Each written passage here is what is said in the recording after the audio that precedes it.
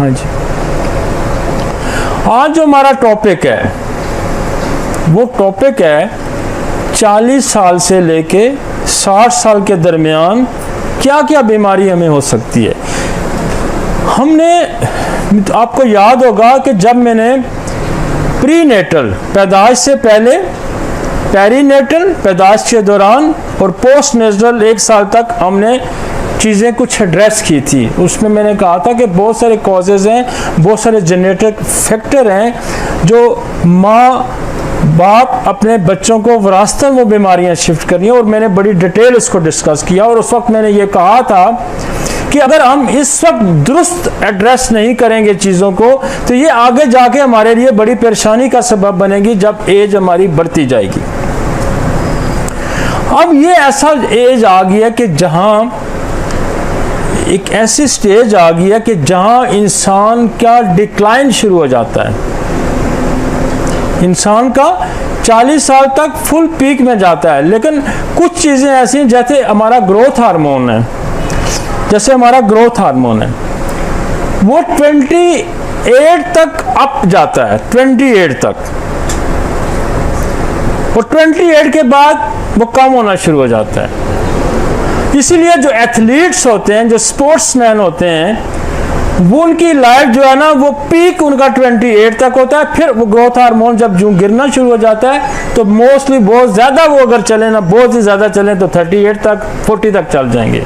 इससे ज़्यादा स्पोर्ट्समैन फिर उनका मुकाबला नहीं कर सकता जो नीचे 20 से नीचे होते हैं। लिहाजा आपने अक्सर देखा होगा कि बहुत कम स्पोर्ट्समैन हैं जो इससे ऊपर जाके, चाहे वो क्रिकेटर है, चाहे वो एथलीट है, वो जाता होगा, क्योंकि 28 के बाद हार्मोन, जो ग्रोथ हार्मोन है, उसकी प्रोडक्शन रुक जाती है और स्लो हो जाती है। और ये भी कहा जाता है, अब लेटेस्ट रिसर्च जो आई है वो ये कहती है कि 60 साल के बाद तो ये बिल्कुल बनना बंद हो जाते हैं।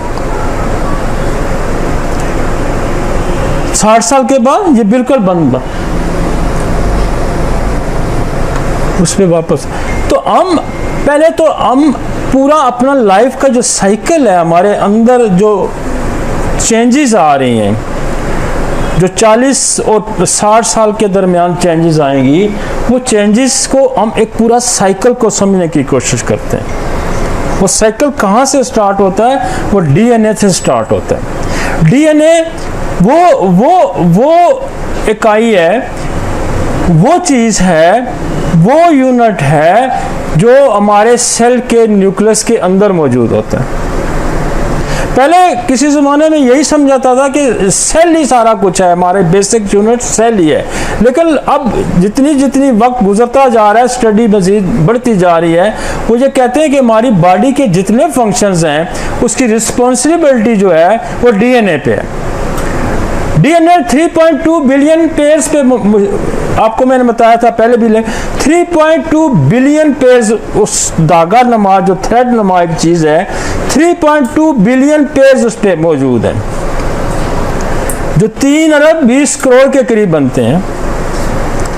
और उस पर 30 राउंड अबाउट 30,000 के करीब जीन है, और 46 उस पर क्रोमोसोम्स हैं। ये सारा जो स्ट्रक्चर है, ये उस डीएनए का स्ट्रक्चर है। हमारे जो मामलात है जिस्म के, हमारे जिस्म की कारकर्दगी जो है, हमारे जिस्म की एफिकेसी जो है, हमारे जिस्म के जो तालमेल हैं, हमारे जिस्म की जो फिजियोलॉजी है, हमारी जिस्म की जो एनाटॉमी है, वो सारी की सारी का जिम्मा जो है वो डीएनए के ऊपर है।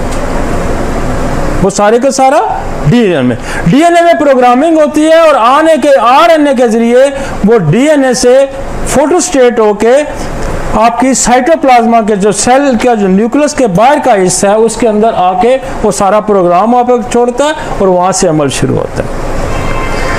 अब 40 साल के बाद क्या होता है कि डीएनए जो इंफॉर्मेशन देता है, वो इंफॉर्मेशन ब्रेन के अंदर आती है, और ब्रेन के अंदर एप्थैलेमस मौजूद है। और वो एप्थैलेमस क्या करता है कि कुछ हार्मोन्स रिलीज करता है, जिसको पिट्यूटरी को, और पिट्यूटरी फिर आगे वो हार्मोन रिलीज करती है, और हमारी जो लाइफ का साइकिल है, ये अगर कमज़ोर हो रहा है, ये इसकी एजिंग फैक्टर आ रहा है, पहले आ रहा है, जल्दी मार रहे हैं, तो ये पूरा एक साइकिल को हम समझने की कोशिश करेंगे कि ये साइकिल कहाँ, फिर इस साइकिल के अंदर कहीं खराबी आएगी। वो खराबी जो है वो हम देखेंगे कि वो खराबी कहाँ आती है, उस खराबी को हम दूर करेंगे।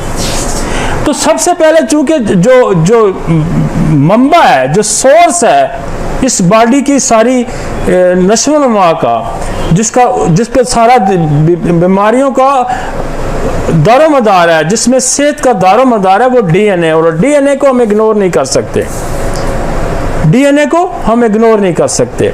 यहाँ ये हमें बहुत ज़रूरी है समझना कि डीएनए का फंक्शन क्या है। DNA degeneration process start from the defect of change and mutation in DNA.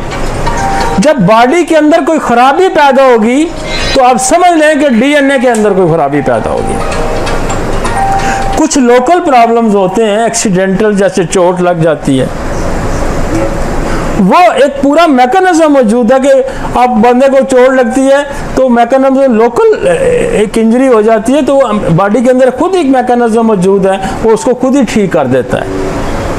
लेकिन जब क्रोनिक डिजीजेज आएंगी तो फिर ये समझ लें कि डीएनए के अंदर कोई प्रॉब्लम हो रहा है। डीजनरेशन प्रोसेस, बॉडी की जो टूट फूट का अमल है, वो ऐसे नहीं होता। मासों में एक्सीडेंटल केसेस के मैं बता रहा हूँ, ऐसे नहीं होता।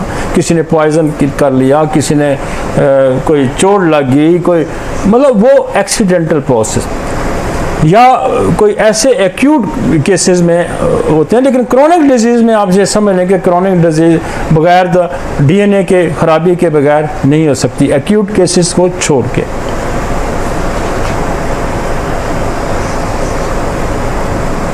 After 40 years, degeneration process start. In some person, it varies. इसमें वेरिएशन है due to their family history and personal history. कि कुछ लोगों की उम्र जो है वो जाके 40 साल 50 साल के बाद डिक्लाइन शुरू हो जाता है, कई 60 साल के बाद भी डिक्लाइन शुरू हो जाता है, कई लोग 100 साल की उम्र पाते हैं, कई 100 साल से ज़्यादा भी उम्र पाते हैं। हम ये कह रहे हैं कि वो डिपेंड करता है उसकी फैमिली हिस्ट्री पे, उसकी पर्सनल हेल्थ पे, और उसने क्या एक्वायर किया और क्या नहीं एक्वायर किया, और उसकी डाइट पे भी मुनसर होता है। If there is a family history of cancer, tuberculosis, psychosis, syphilis or depression, malnutrition and other chronic disease, the degeneration process start. अगर उसकी खानदान में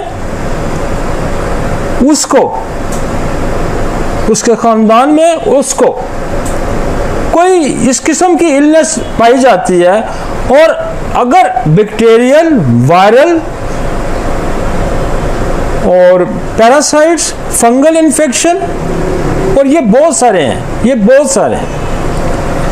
ये अगर आ जाते हैं तो फिर भी डिजनरेशन का प्रोसेस अर्ली शुरू हो जाता है। हम क्या कह रहे हैं, कैंसर की हिस्ट्री है, टीबी की हिस्ट्री है, फॉर एग्जांपल आप बता रहे हैं, तो वो क्या करेगा, डिजनरेशन का अमल अर्ली स्टार्ट हो जाएगा।